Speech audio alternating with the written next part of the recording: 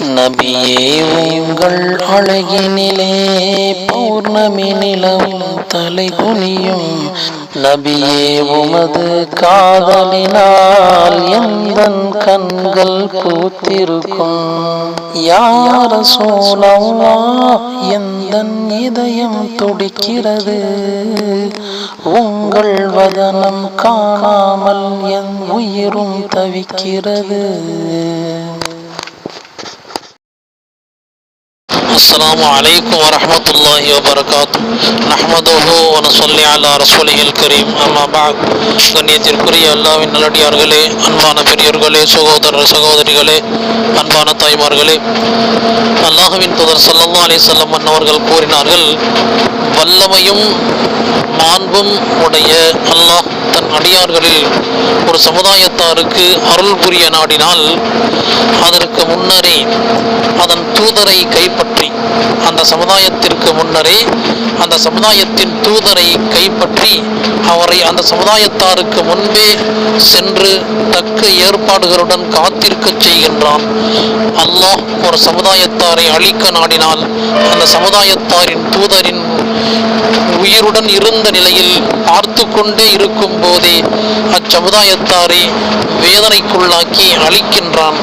அவரை நம்ப மறுத்து அவரது கட்டளைக்கு மாறு செய்யும் போது அவர்களை அழிப்பதன் மூலம் அவரை கண்குளிர்ச்சி அடைய செய்கிறான் என்று அண்ணலும் பெருமான் ஸல்லல்லாஹு அலைஹி வஸல்லம் அவர்கள் கூறுகிறார்கள். இந்த ஹதீஸ் அபூ மூஸா அல் அஷ்அரி ரலியல்லாஹு அவர்கள் அறிவிக்கிறார்கள். இது முஸ்லிமுடைய ரிவாயத்திலே பதிவு செய்யப்பட்டிருக்கிறது.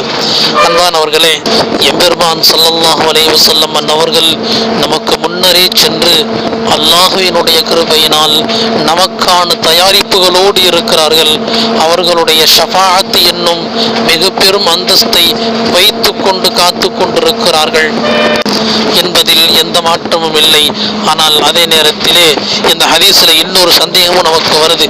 என்ன அப்படின்னு சொன்னா, ஹதரத் ஈசா அலைஹிஸ்ஸலாத்து வஸ்ஸலாம் அவர்கள் அந்த சமுதாயத்திற்கு முன்னரே சென்று விட்டார்கள் என்று நாம் பார்க்கிற போது இன்றைக்கு கிறிஸ்தவர்கள் அப்படித்தான் சொல்லி கொண்டிருக்கிறார்கள். என்ன, பிற்காலத்திலே எங்களுடைய அந்த கடவுள் எங்களுக்கு சுபசோபனம் சொல்லுவார் என்பதாக எல்லாம் பல்வேறு விதமாக சொல்லி கொண்டிருக்கிறார்களே. அப்படியானால் இது என்ன என்று நாம் பார்க்கிற போது இந்த ஹதீஸிலே கைப்பற்றப்படுதல் என்றுதான் சொல்லப்பட்டிருக்கிறது. முன்னரே அல்லாஹு தஆலா அந்த சமுதாயத்தினுடைய நபியை கைப்பற்றி கொள்வான், அவர்களுக்கு மரணத்தை கொடுத்து விடுவான். ஆனால் ஈசா அலைஹிஸ்ஸலாம் அவர்களை பொறுத்தவரை அவர்கள் இன்னும் மரணிக்கவில்லை.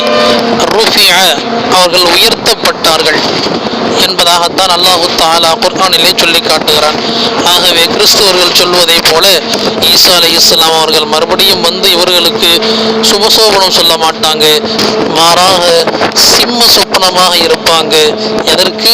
அல்லாஹ் தான் கடவுள் என்ற இந்த ஒற்றை வார்த்தைக்கு சிம்ம சொப்பனமாக இருப்பாங்க என்பதை அண்ணலும் பெருமான் ஸல்லல்லாஹு அலைஹி வஸல்லம் அவர்கள் சுட்டி காட்டியிருக்கிறார்கள். இன்னும் ஹதரத் ஈசா அலைஹிஸ்ஸலாம் அவர்கள் இவர்கள் சொல்லிக் கொண்டிருந்த அந்த வார்த்தைகளை பொய்ப்பிப்பார்கள். நீங்கள் சொல்லியது எல்லாம் தவறு என்று யூதர்களை கொல்வார்கள், தஜ்ஜாலை கொல்லுவார்கள், பன்றிகளை கொல்வார்கள். இப்படி இன்ன பிற விஷயங்கள் அன்றைய நேரத்தில் நடக்கும். எல்லாம் வல்ல அல்லாஹு தஆலா அந்த காலத்தினுடைய அமளி துமளிகளை விட்டும் இன்றைய காலத்தில் நடந்து கொண்டிருக்கின்ற எல்லா ஃபித்னாக்கள், ஃபசாதுகள், குழப்பங்கள் போன்றதை விட்டும் அல்லாஹு தஆலா நம்மை பாதுகாப்பானாக. அதே நேரத்திலே நாளைக்கும் மறுமையிலே எம்பெருமான் ஸல்லல்லாஹு அலைஹி வஸல்லம் அவர்கள் நமக்காக தயார் செய்து வைத்திருக்கின்ற அற்புதமான அந்த சொர்க்கத்தை பார்த்து கண்டு களித்து அதனுள்ளே வாழுகின்ற பாக்கியத்தை எல்லாம் வல்ல அல்லாஹு தஆலா நம்ம அவர்களுக்கு தந்தருள்வானாக. ஆமீன். அஸ்ஸலாமு அலைக்கும் வரஹ்மத்துல்லாஹி வபரகாத்துஹு.